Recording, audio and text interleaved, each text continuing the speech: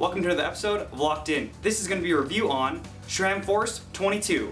Now, the points we're going to be going over are performance, cosmetics, installation, compatibility, and price. Now Force, as some of you may know, is right below Shram's top-end red group set. Any Sram group branded 22 is their 11-speed version, and currently they have Sram Red, Force, and Rival all in 11-speed compatibility. So let's start with performance. First off, shifting compared to the old 10-speed Force is a lot faster and way more crisp. The shift levers definitely take a lot less power and action to get it up or down the gears with the double tap levers. The ergonomics and shape of the levers has changed, and I really like the improvements. Now keep in mind the levers are a little bit longer, so it's going to throw your hands out a little bit farther, and that's something you definitely have to get used to because you have a little bit longer reach. Onto the brakes, that was one category I really didn't see much of a difference between my old Force brakes. The Force 22 versions are basically last generation's red calipers, so they are a little bit lighter and they're supposed to modulate a little bit better, but I really couldn't tell the difference even on really fast descents. As you can see in my footage now, I do have a Sram Red crankset, but I did originally have the Force crankset, and I was actually really happy with it. Found a really good deal online, and I couldn't pass it up, so I swapped to a red crankset, which saved a lot of weight compared to the Force unit. But the Force crank was stiff, and it uses the new style Sram Red rings, which are a little bit heavier than last year's, but are a lot stiffer and improve shift quality. Now let's get onto the derailleurs. The front derailleur has yaw adjustment. Yaw basically means that the derailleur actually pivots, so you never have any cross-chaining rub on the front derailleur. And now the rear derailleur, you also have the new option of having the Y-fly as well, which means you can go up to a 32-tooth cassette in the back.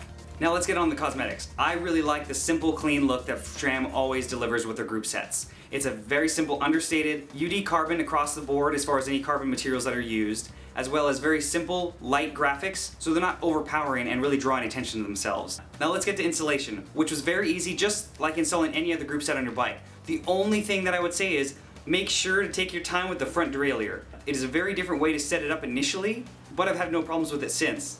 Next, let's get on to compatibility. Let's say you have a 10-speed Sram bike and you want to upgrade to 11-speed. These are the things you're going to need. First, an 11-speed compatible wheel set, because the cassette is actually wider than a 10-speed, so you're going to have a wheel set that accommodates that. And if you want to save some money, keep in mind you don't actually have to change your crankset or brakes. Even though Sram says that it's 11-speed only on their chain rings, it's actually not true. I'm actually running 10-speed Sram rings right now and have no issues with my 11-speed chain. So the only things you really have to buy are the shifters, both derailleurs, a cassette, and a chain, which leads us to price.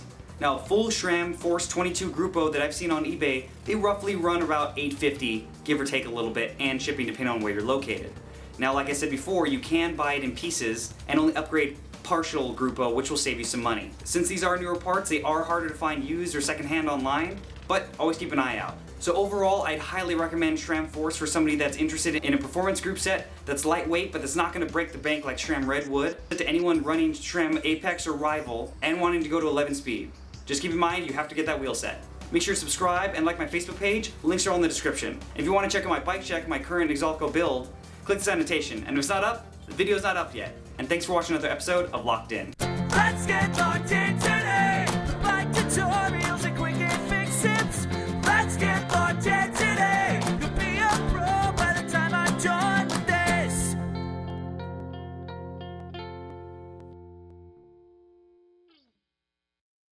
Thing's got a lot of power, it might just shoot out. I know. That's why I'm like gripping your center console with my leg. I'm not gonna shoot you out. Thank you, Judy.